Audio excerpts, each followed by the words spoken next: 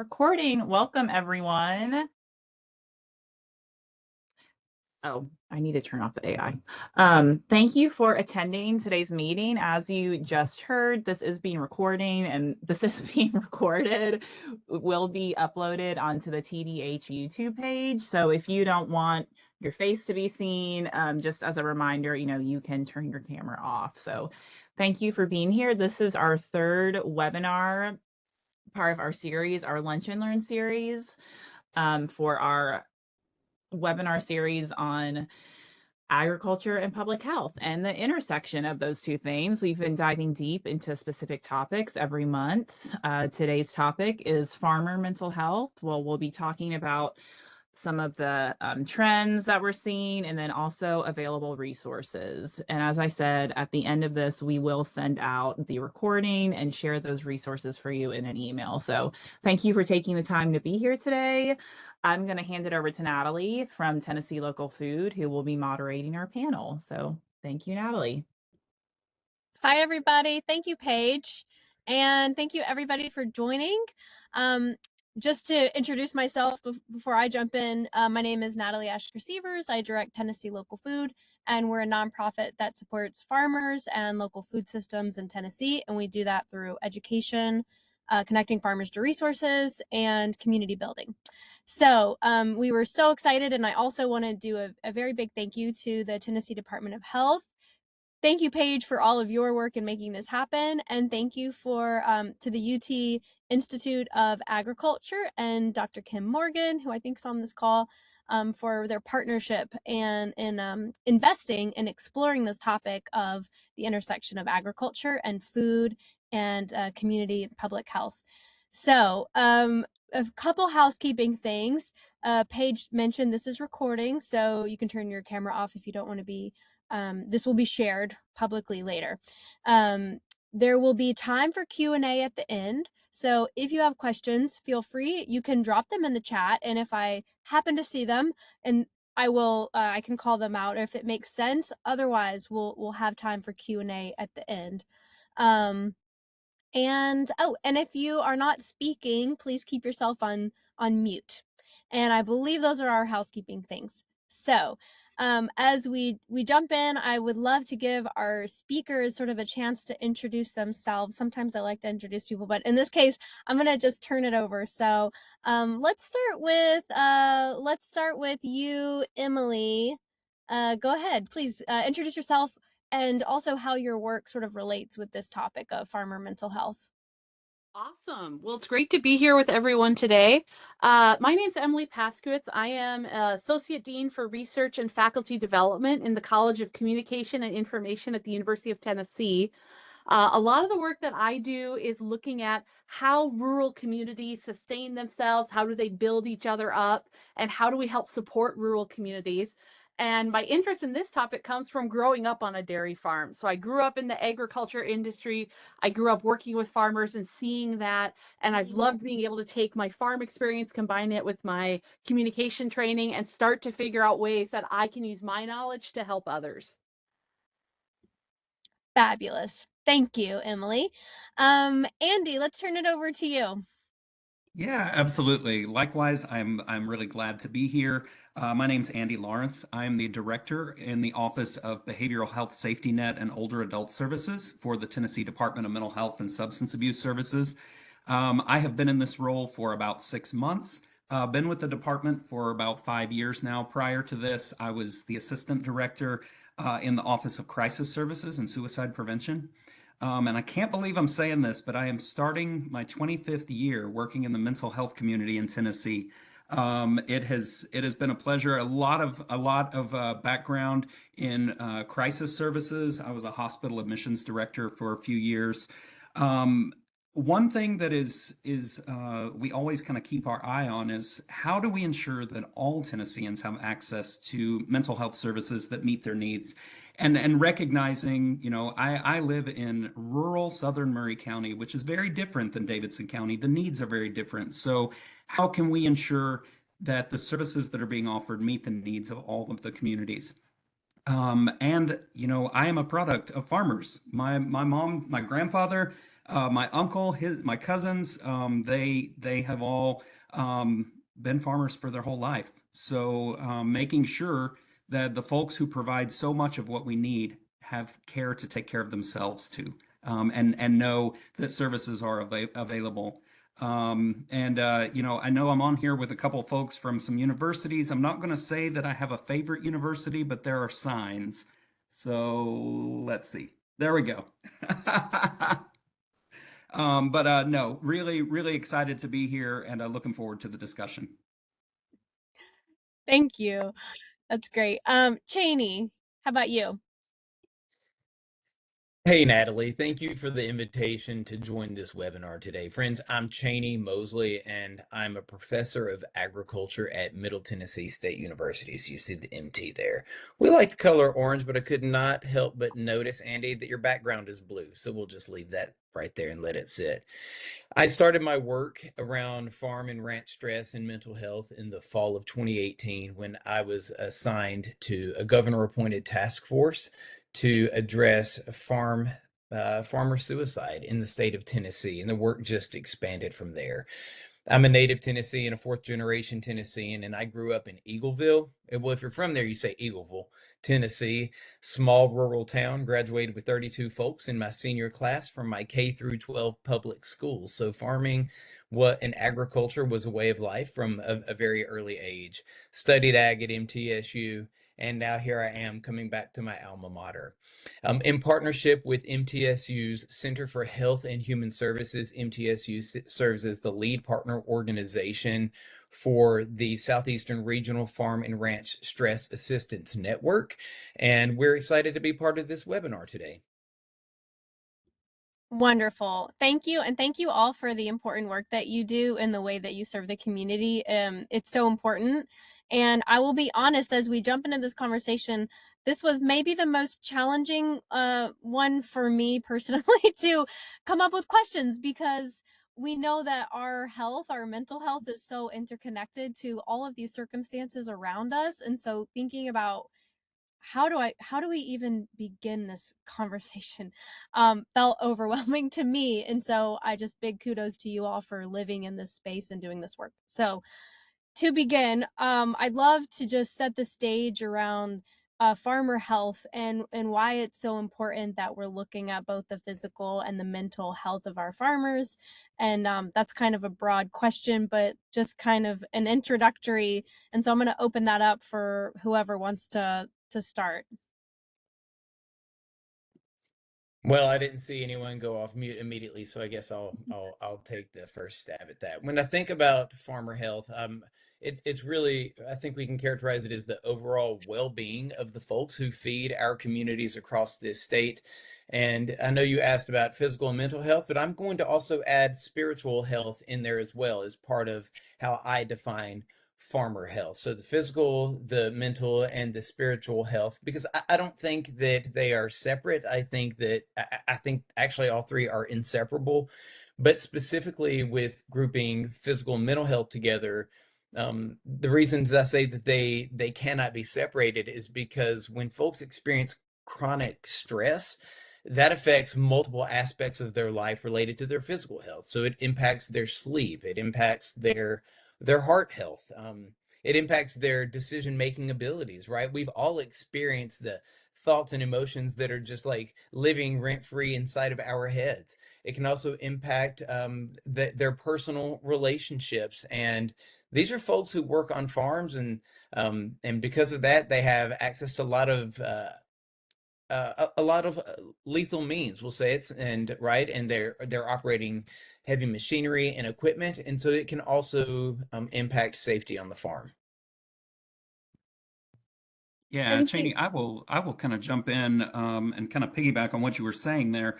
I agree. I think when we look at overall well-being, we're looking at those three categories: that body, mind, and soul, right? We want to make sure if one of those is out of sync, it impacts everything else.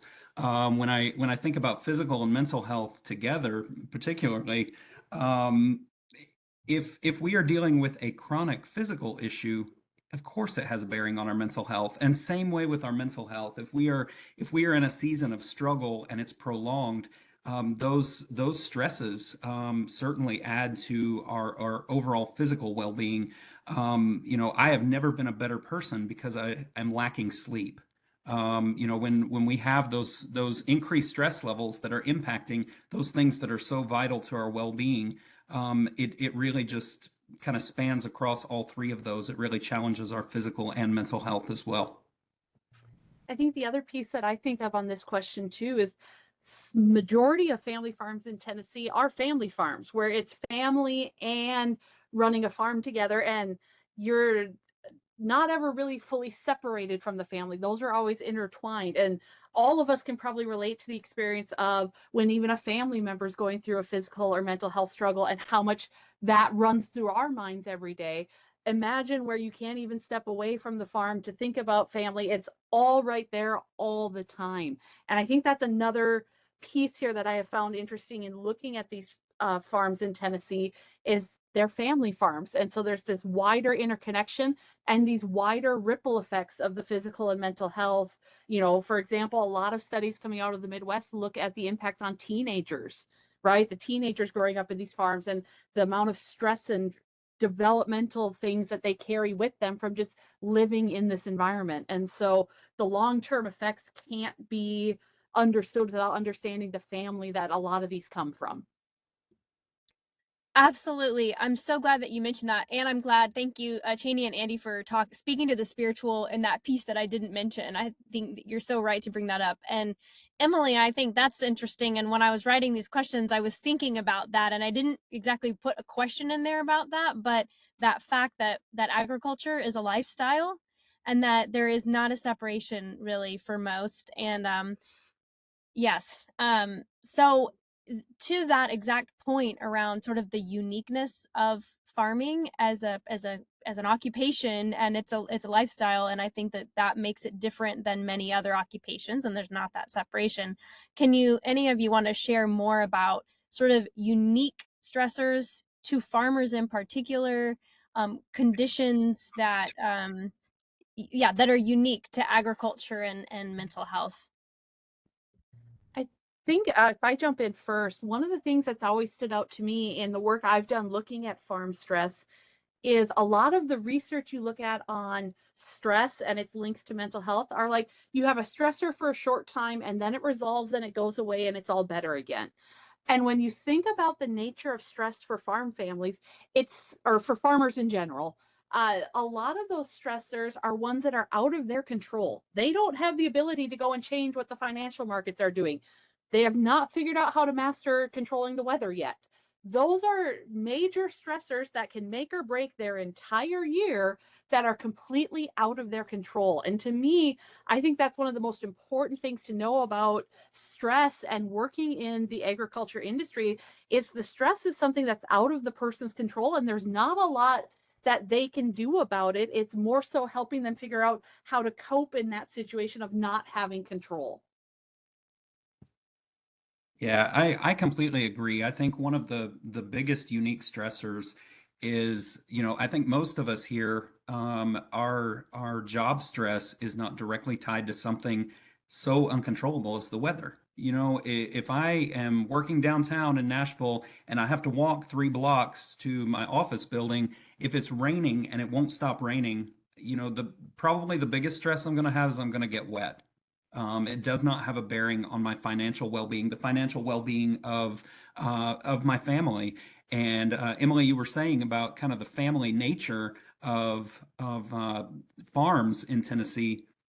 I do think that it is a unique stress a lot of times. Maybe, some small business owners would probably certainly feel the stress likewise, but when you come home and you are having dinner, you're directly across from the person you're working with every day. And I kind of joke with my kids sometimes, hey, for us to miss each other, one of us has to go somewhere. So when if you're having some conflict that you're dealing with, maybe on the job, it very quickly spills over to the dinner table at home as well. If I jump in quick there, Andy, on that, I remember one of the things that I had seen in research and kind of experienced myself is you're sitting across from that table, and if the family falls apart, you lose the farm and you lose everything. If the farm falls apart, you lose the family, you lose everything. And you think about how much of that is tied up into just the farm operation, right? That it's not just, oh, I lost my job, but I still have my family to go home to do it. It's all interconnected and intertwined there. And that's just an increased amount of stress when your entire life is really tied to this one thing. A few things that I would just add in quickly is what's been mentioned is incredibly important. And when I think about farmers and the livelihood of their business operation, some other things that can be quite stressful that are really out of their control, or like commodity prices, or the increased cost of inputs, which we are currently experiencing not only in Tennessee but across the United States of America. Also, our trade policy, right? And for example, we can talk about retaliatory tariffs that have been placed on the United States of America and the negative impact that that has had on farmers in Tennessee. Or we could also think of about, like, maybe it's specifically to Tennessee, how our soybean farmers were concerned about not having a place to put their beans because the grain bins were already full, and just again because of trade policy. But those things are beyond the control of a farmer, and so farmers, they're just susceptible to so many things that can add stress, right? In addition to the long hours that they already work, and many of these are working in multi-generation farms, and so there's also the stress of carrying on that family farming tradition, and the worry or the question of, am I going to be the generation that that has to sell our family farm because we just can't keep up? Wow, everything that you said. Yes, and I'm sure that, like many of you, I talk to farmers every day. And one of the things, you just talking, going back to the weather piece, we operate a farmer relief fund that supports farmers with weather-related disasters, or really now it's kind of expanded to just be an emergency relief fund. But in our survey, when we ask people, what funding would you have without this? I mean, most all of them say they would be either pulling from their savings, they would go further into debt. And those are pretty much the answers: further into debt, or that's our savings. It's it's a difficult time. And I want to skip around in my questions a little bit, and I want to ask you, how has stress in agriculture changed over the past decade? When you look at stressors on farmers right now, how does that look different than maybe 10 years ago, or wherever you want to take us? Anybody? So it's interesting for me because you talk to a lot of farmers and they all go back to the 1980s farm crisis, right? The average age of farmers in the United States today is 65. So you're also dealing with an older population as you think about talking with farmers. But a lot of them go back, oh, the 80s, and the markets dipped. And in a lot of commodity areas and livestock areas, the prices have never come back. It's been kind of that long-term constant pressure. From things I've seen in the last 10 years is we've seen a lot more farms end up needing to sell out because the margins got too thin. We never got that good year to get ourselves built back up. And so you're seeing the loss in the number of farms. In fact, I was talking with my sister, who's a state milk inspector in Minnesota, and how much of her job every day is sitting down with a farmer who's like, I need to sell out because I can't do this anymore. I think that's been the big thing, is you've seen a lot of loss, especially of those smaller farms. And that's exponentially increased, I would say, in the last decade. That's one of the big things that's been hard for people to sort through. I'll jump in and just add a few aspects here. And we've talked about some of these already, but you ask over the past decade. Well, we can talk about climate change and extreme weather. And I think we talked about that a little bit. Andy, you mentioned how I think it was Andy, you mentioned there's support for farmers who've experienced a negative impact due to extreme weather. But that was not on the radar as intensely as it is now a decade ago. More recently, many farmers, not only in Tennessee but across this country, are experiencing labor shortages, and some of those labor shortages are related to some immigration policy that's coming from the federal government, and that's just a reality that we have to acknowledge and we have to grapple with. and then again, we've experienced like globally, we've had market disruptions, right? We're living this right now, and and you can't turn on the news without hearing about access to or closure of the Strait of Hormuz. We can also talk about the difficulties associated with getting fertilizer for our crops, and so just right now it's just we're living in a time of a lot of uncertainty that adds stress to farmers that we were not experiencing 10 years ago, or not experiencing in this way. Yeah, Absolutely. I listen, one of the pitfalls of being on a panel with such informed individuals is they take your stuff, right? Right before you get ready to talk. No, I completely agree. I think that, we are seeing weather challenges that historically we have not seen. My first role with the Department of Mental Health was the Assistant Director of Disaster Management. So within the Department of Mental Health, there is uh, program that anytime there's a federally declared disaster, there's an application made for funding from SAMHSA that is a crisis counseling program, and it really helps individuals in impacted counties kind of navigate what that stress looks like, connect them with resources that are available. And I cannot underscore the importance, especially in our rural communities, of having programs like that to really, really get the word out there. And Emily, you mentioned kind of the prices that have never rebounded. You combine that with labor disruptions, and it is simply asking people to do more with less, and that's really sometimes an impossible task. And for a prolonged time to do more with less, right? I think that's the other piece here is, a lot of us can cope in short terms with doing more with less, but within agriculture, it's been a long-term issue. And there's that, I think we're getting to where more and more people are hitting that breaking point of, I can't keep doing this any longer. Andy, we're going to let you answer the next question first so that we don't take your answers away. How about it? Well, that's too bad. Sorry, Andy, because I'm going to direct this one to Emily. Yes, Um, go ahead.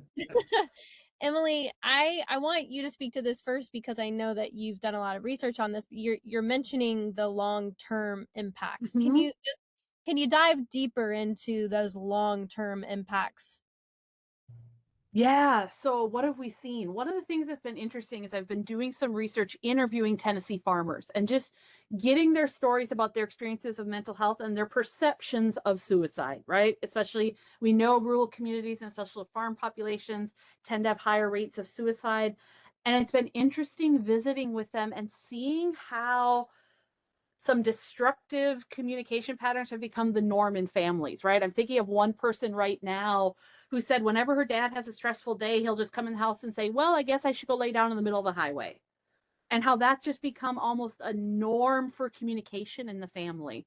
And I think that's one thing that concerns me moving forward is that we're seeing this long-term stress and we're seeing it just kind of become part of the culture where there's no space to have mental health issues in the farm overall culture.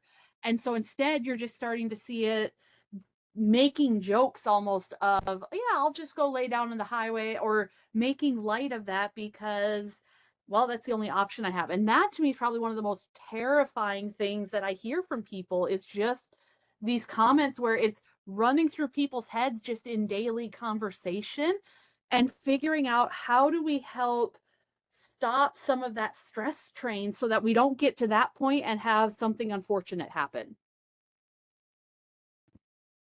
Yeah, Emily, I appreciate the comment about, suicide risk and kind of the um, just making that part of the normal conversation. Suicide prevention should be a part of normal conversation, right? We should be able to talk about those things. I think one of the longer term challenges that I see is I think a lot of us feel the burden sometimes of being a provider, farmers even more so because they're not only providing for their family, they're providing for all of us. And I think that, if you look at statistics, you mentioned about rural residents dying by suicide. The latest data that I have shows that rural residents die by suicide 1.2 times higher than someone who lives in a metro area. So clearly that shows we have a lot of work to do in getting that word out there. And one of the biggest kind of predictors of suicide risk is a scale called burdensomeness. And when someone feels that they are no longer productive, they are not able to meet the goals that they've set for themselves. They're not able to meet the obligations of the family, whether that's financial or just overall occupational, the risk of suicide increases exponentially.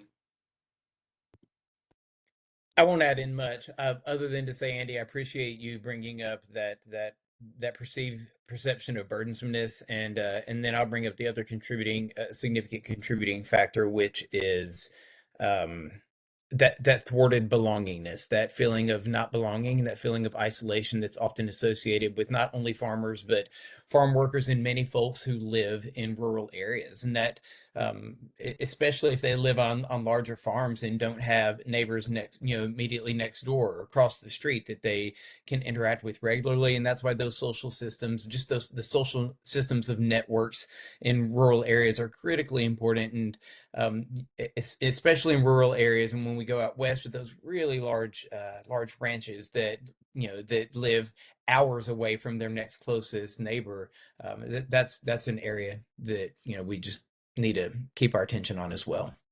Well, and if I build on that, Cheney, one of the things that I found in a recent study working with some colleagues, again, those Tennessee interviews, was farmers talking individually would never say they are at risk for suicide, even if they show all of these impacts and factors, but they would do anything to help their neighbors. And it's interesting as you look at the suicide prevention literature, a lot of it is about, are you at risk? Are you struggling? Are you having a hard time? And one of the things I'm working on with my colleagues now is how do we shift some of that messaging for agriculture and start talking about, hey, we want you to know about this so that you can help your neighbor. You can keep an eye on your neighbor and try to switch it to more of that community focus, because we know farmers would do anything for their neighbors. And if they're willing to memorize the list of risk factors in their head to know for their neighbors, it's there for themselves if something comes up. Wow, Emily, that just like gives me chills, and how inspiring that is and how true that feels for me. I lived in rural Macon County for 8 years. I'm not there anymore, but it was an incredibly eye-opening experience for me to be in such a rural place and to experience that, with neighbors and community members that were very isolated, but how generous and neighborly and kind, and how even if neighbors didn't agree on politics or this or that they would still do anything to help their neighbor. So I think that's an amazing idea. I want to ask more about, we're talking a lot about rural farmers, and I'd like to dive into types of farmers in a minute, but let me ask this question real quick about barriers for farmers. Maybe it's that rural, just distance, that kind of isolation, but what are the barriers keeping farmers from accessing resources and things that could support them with their mental health? Yeah, I think some of the barriers that farmers face, the biggest one that sticks out to me, are kind of inherent to a lot of rural communities. It is stigma, and it is living in communities where everybody knows everybody, not feeling safe to really access those services and get it literally is life-saving for individuals, and just being you know, enhancing that sense of community, in continuing to um, look at well-being as overall well-being, not pushing mental health out to the side as something separate. Really addressing that stigma is I've seen that needle move quite a lot in 25 years, but we still have a long way to go. Anybody want to add anything to that? That Yeah, I think one of the other, Andy, 100% agree, right? A lot of it is that stigma or people saying there's no time to be mental on a farm, right? There's no time for that because how can I step away from farming to drive an hour into town to do an hour mental health session and then drive an hour back home? Like I can't give 3 hours up of the day. I think for me, the other piece that gets me optimistic is seeing the difference between a lot of the older farmers I talked to and a lot of the younger farmers who are coming in, right? A lot of those younger farmers that I interviewed either had college classes or were in 4-H, FFA, and other groups where they started hearing people talk about mental health and suicide risk in rural communities and starting to look about that and being more willing to talk about it, to share about it. I had one student in a past class who was like, well, yeah, I had my own mental health issues. And then my farm family was willing to start thinking about, oh, maybe that's something we should look into. And the younger generation is willing to be that catalyst, I think, to help open the conversation. And so in my head, it's helping support those younger farmers because they so badly want to have good mental health and can be that foot in the door for some of those strongholds that have a harder time opening up about it. Two things I'll add. We talked about the time required to seek assistance. We talked about the distance required to travel because of the lack of available resources in those rural areas. Cost. Healthcare is not cheap. It's expensive. Farming is also expensive, right? And so we have to acknowledge cost is certainly a barrier. And then what I heard Andy saying, in addition to the stigma and in rural areas and folks knowing things. Again, I grew up in Eagleville, Tennessee, and the place to go to get all the latest news was Joyce's Beauty Shack on the main street, and love Joyce. She was great. But I didn't escape that after I left Tennessee. 10 years after I left Eagleville, 10, 15 years later, folks would still reach out, even my mom, and would say, hey, so-and-so said they heard this down at Joyce's. What's going on? And I just think it's so funny. But it speaks to concerns about privacy. And that's what I wanted to bring up. It's the cost and privacy. Thank you for adding that. And I think that we're going to get into, for those feeling down, this is a tough topic. We're going to get into this. I want to hear from you all about, ideas and opportunities and moving that direction. But I did want to ask this question about, Emily, you were mentioning the younger generation. I also feel very inspired by the younger generation's interest and dedication and commitment to kind of taking care of their own mental health. And I'm wondering, whenever you all in your work are looking at farmers and talking about farmers, are you seeing particular groups of farmers that are experiencing, unique challenges? And I'm just gonna just to throw out some groups. I'm talking about young versus older farmers. I'm talking about Black, Indigenous, farmers of color. I'm talking about women farmers. And I also wanted to mention, farm owners versus farm workers, and how do these different groups, are you seeing, or do you have anything to share about unique challenges for these groups? And that could go to anyone. Sorry, I'm not directing these questions to anyone, but these are just for all of you. Awesome. I will jump in first because a couple of those stood out to me. And I think in my head, one of the, groups that have some unique challenges are those younger generation farmers, right? Especially if they're coming in and farming with their parents. One of the things I have found is that if I'm coming in and farming with my parents, it's whatever dad says is what we do. In my opinion, doesn't matter. And you think about the, topics we already mentioned of burdenness, belonging, right? If you just come in as a hired worker and you're just told what to do, but yet it's also your dad or your mom or your uncle you're working with, I think that's one thing that I have found is that younger farmers really struggle to find that belonging, that I'm wanted here, beyond just being the, person who goes and gets everything. The other one that I find interesting to think about is women. I think as a society, we've really moved forward in that area in a lot of ways, but I think there's still some ingrained pieces in the agriculture industry where it's harder for women to find their feet and have their ground. There's still research where it doesn't matter how much work I do on the farm, I'm still the daughter-in-law, not the daughter, right? I'm still that separate, I can't quite be counted full member here yet. Or different people sharing stories of how they went into town and, well, who are you going to pass your farm on to? You only have daughters. And that there's still this underlying and undercurrent of women aren't capable of doing this, which is not true. We've seen the number of women-owned farms across the nation increase in the last decade. They are capable, they are competent, they're good at what they're doing, but there's a lot of challenges for them to even walk in the door and get the respect for what they do. Yeah, Emily, I will agree completely with what you're having to say there. It does complicate a relationship when, the farm owner is not only boss, but is dad. And those relationships, that comfortability with being able to assert yourself and figure out how you fit in. I do think that is a challenge for some of the younger farmers.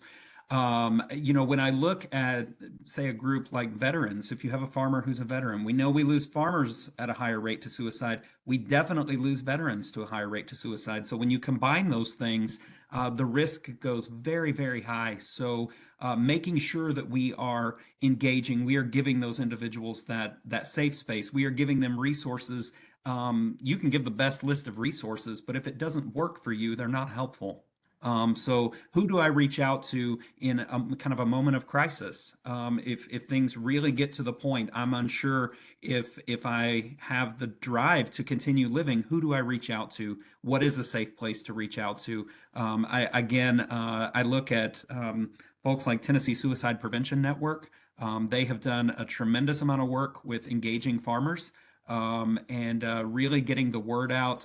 I envision I would love to see, kind of farmer co-ops offering things like gatekeeper suicide training, things like QPR or mental health first aid.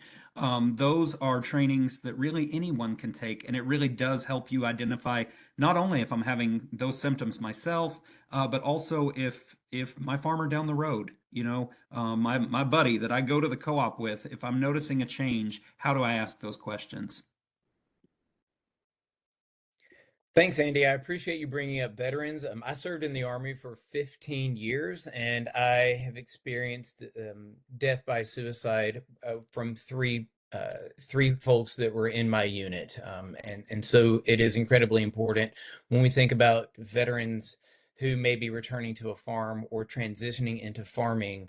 While we associate veterans with leadership and being strong and resilient, often often veterans may also have challenges associated with service-related mental health.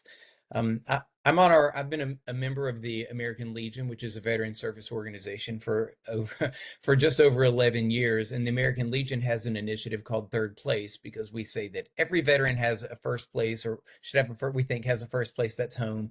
A second place is work. But we want to be their third place where they can come and find camaraderie, but also find support. And at Middle Tennessee State University, you mentioned gatekeeper training through QPR. I'm a certified QPR instructor, and we deliver that training to our orientation class, mostly freshmen, but some upperclassmen take it as well, in the School of Agriculture, to ensure that when students come through our program at MTSU, they're leaving having been trained in the gatekeeper process and how to work on preventing suicide. But I want to talk about two other groups. One you mentioned, one you did not. When we think about farmers of color, there are certainly historical barriers that they may experience, and some of these relate to land ownership. They may relate to access to credit, or access to equipment that's needed to run farms and things like that. And so that adds a layer of stress. But one that you didn't mention that actually became a significant part of the research I was doing and started doing back in 2018 is teachers. And let me expand on this a little bit. The USDA Economic Research Service generally defines a farmer as someone who produces and sells $1,000 or more of an agricultural commodity. And I taught high school agriculture for 7 years, and during that time, we produced well over $1,000 of agriculture and produced and sold well over $1,000 of agricultural commodities every year, as do agriculture teachers across this state and across this country. And that may be maybe plants grown in a greenhouse, but it could also be livestock. It could be poultry or eggs. And many farmers, or I'm sorry, many agriculture programs even have farms that they operate where they're selling crops, right? And so by that very definition, who we might initially identify as being a teacher, being an agriculture teacher responsible for those agricultural operations, also qualifies them to be a farmer. And we led a multi-state research project that involved 13 states in the southeastern region of the United States, in addition to 2 territories, the U.S. Virgin Islands and Puerto Rico. And from that multi-state study that focused on agriculture teachers in every one of those states and those and Puerto Rico and U.S. Virgin Islands, what we discovered is that 1 out of every 5 agriculture teachers has contemplated suicide. That was not a statistic that we set out to find. We had no idea. That was just a finding that wasn't even part of our research questions, but that it emerged.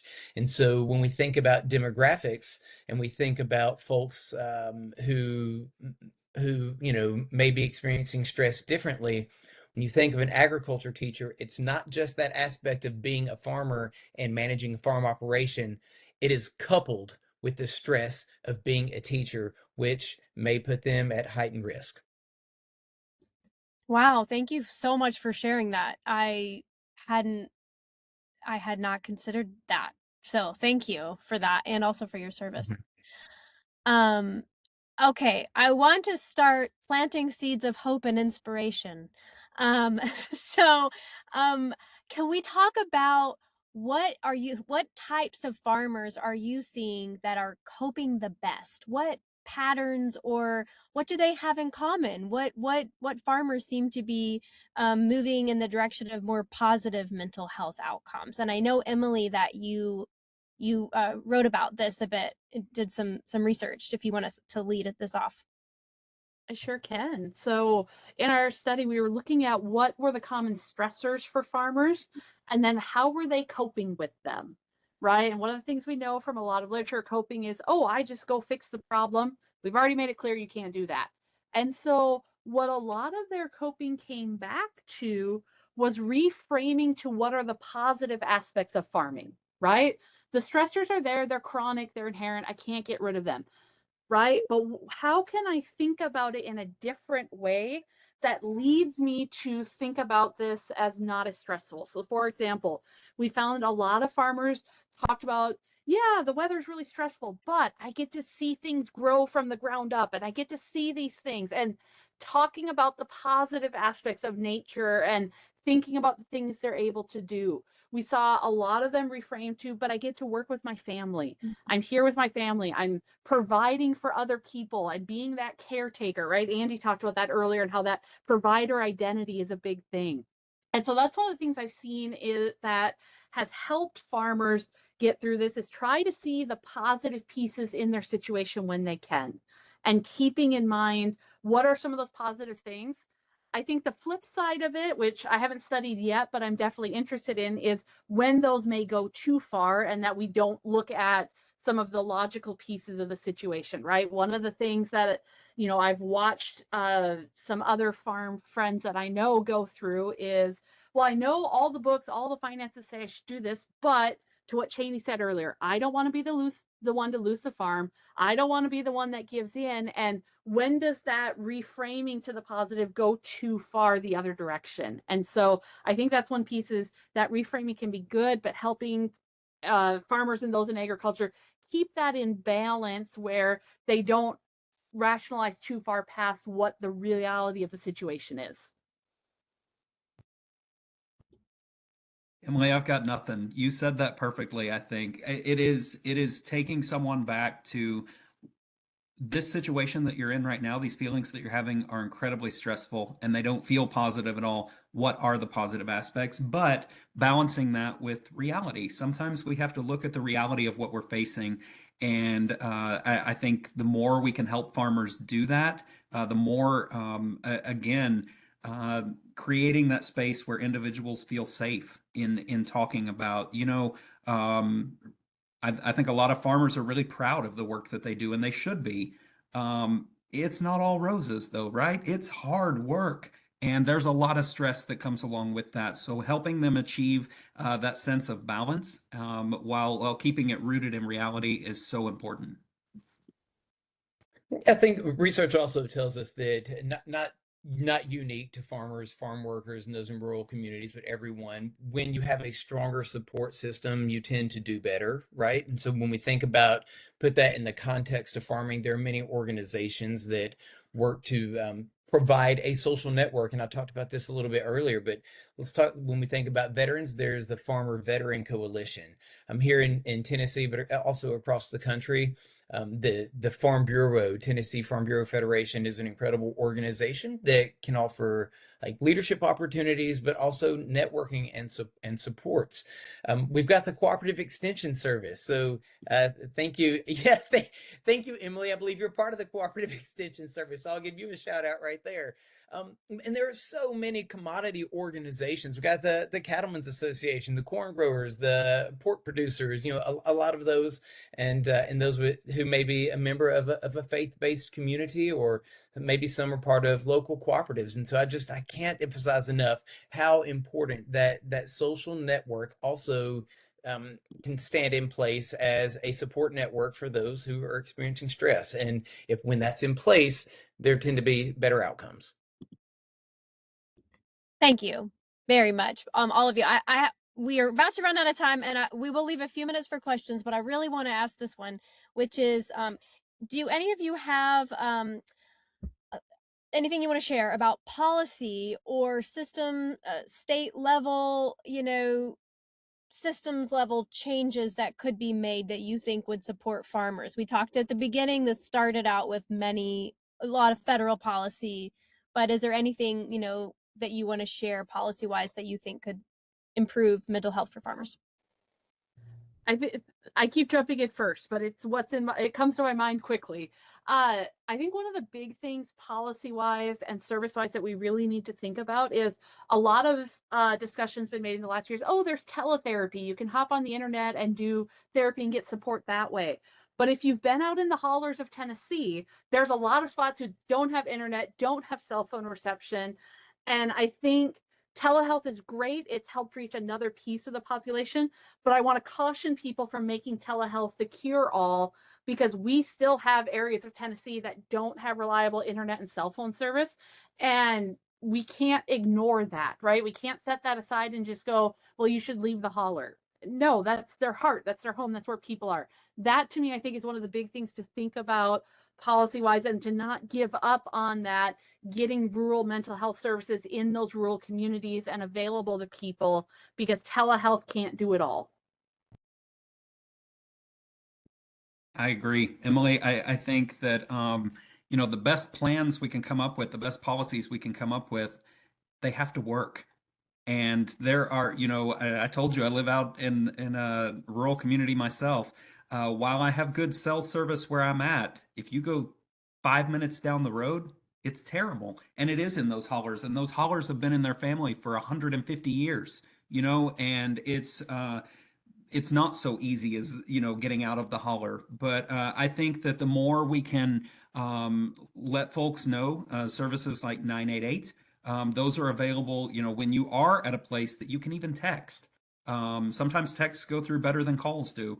I'm a big supporter of telehealth, but it is not the cure all for everything. There is still some value in that face to face, sitting across from someone, but also letting folks know there are a variety of ways to get connected with mental health services. Uh, I'll add two things. We talked about the volatility of farming and how farmers experience unique stressors that other industries may not experience. So you asked policy or system level changes. We need policies that improve the financial stability of farmers, the end. And we talked about how some of the decisions that are coming from the federal government and policies that are being established are not in the best interest of the financial stability of farms. And so we got to improve that. We have to create policy that improves the financial stability of farmers, because they are susceptible to so many unique stressors that are out of their control. And the other thing I will say, Our rural communities in Tennessee, they've been left behind. They have not been invested in the ways in which some of our more urban and suburban communities have been. And so I think we need strong investment in agriculture and strong investment in our rural communities that also makes those rural communities interesting places for new businesses to come and open. And there are so many of these issues that are interconnected. It's not just about farming, right? It's about hope and it's about for the future. And so when we think about our rural communities, there many have already experienced the loss of access to healthcare. And for those who have not, they are concerned about losing access to healthcare. They're concerned about their infrastructure, which includes broadband access, but it's not just that, it's roads, it's water, it's electricity, other aspects of infrastructure. And they're concerned about losing opportunity for their next generation. Because when manufacturing left rural Tennessee, we saw just a decimation of our rural communities, and they have not been given the attention that they deserve. So I'm going to say the biggest thing we can do is start investing again in our rural communities. If I was really fast on clicking one of those emojis, I would do the snapping app, the little snapping thing, but I'm not, so I'm just do it in real life. Yes, yes, yes. And I just want to echo one thing that you said about the financial piece. We're connected with Farm Aid, which many associate with the big Willie Nelson's big concert, but they have amazing services and they have a farmer hotline. And I was talking to the person that manages that hotline. She told me the number one thing that farmers call the hotline for is financial stress. They need funding. And so this will lead me to my final thing, which is I would love if anybody wants to throw any resources. You can either say resources, so in response to that fact, Farm Aid has created a funding page, and it's very interesting. And I'll try to put a link in the chat, or we'll share it in our post webinar resources. But it's a pretty awesome database. You could type in, you could select Tennessee, and you can see all open funding for farmers, grant opportunities, different types of things. Which I do understand the admin barrier to grants and things like that, but that's a resource. So if I would like to open it up for questions for our last few minutes, but as folks are starting to chime in with questions, do you three have any resources that you really want to make sure people know about? Okay, I'll jump in real quick. If you're a farmer, or for farmers who are listening, they're probably familiar with, but if not, just in case, the Tennessee Agriculture Enhancement Program. And there are also resources available. You can check with your local extension service, who can maybe, if you need support or assistance in going through that process of applying to participate and to receive some funding. And if the extension service can't help, then go to your local farm bureau. Additionally, in Tennessee, many of our farmers live in and farm in Appalachian regions. And so the Appalachian Regional Commission, ARC, they also provide, have grant funding opportunities for a variety of projects. And so if you just type in Appalachian Regional Commission, you'll get their website. You can see grant funding opportunities there. And so many commodity organizations also, I mean, just search around for your commodity organizations. I'll stop there. I'll throw in another one, actually, going back to Natalie's first question, where we talked about the link between physical and mental health. Tennessee Agribility is a great group to be familiar with here in Tennessee. They are great at helping provide support for farmers who want to continue farming after a life-changing injury or some event that happens. They're a great resource for supporting farmers. We know that a lot of times if someone experiences this life-altering injury, it impacts their mental health. Agribility is there to help them stay in agriculture if possible. The other one I will throw out for those of you, if you're working with anyone in the dairy industry, the University of Tennessee hosts our Southern Dairy Business Innovation Initiative, which offers up to about $3 million in grants each year to dairy farmers trying to improve their operation or need help moving into more value-added production and producing and selling their own products. We have grants and then team members available to help people work through that process. What does it look like? How do we make all of these financial pieces possible? So specific to dairy, that's one I know about that is serving Tennessee directly. Yeah, and I will throw out if you go to the Tennessee Department of Mental Health and Substance Abuse Services website, a variety of resources, things like 988, how to access those crisis, those emergency services. My office, which is the Behavioral Health Safety Net, individuals who are maybe financially struggling. There are some programs that will cover some outpatient services, just a variety of resources. And if you ever have a need, I can drop my email in the chat. I'm happy to help as well. Wonderful. Thank you all so much. In our last few minutes, does anybody have a question that they'd like to come off of mute and share?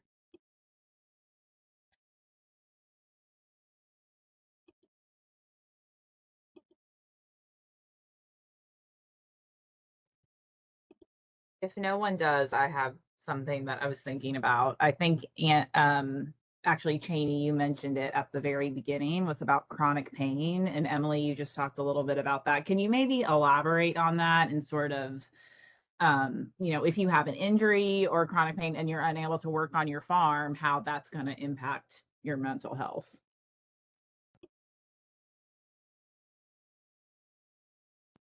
Yeah, I think any of those, I mean, we talked about chronic pain, but I think any of those chronic conditions, right, have the potential to impact your mental health because it changes how you're able to do your everyday life like you've always done it, right?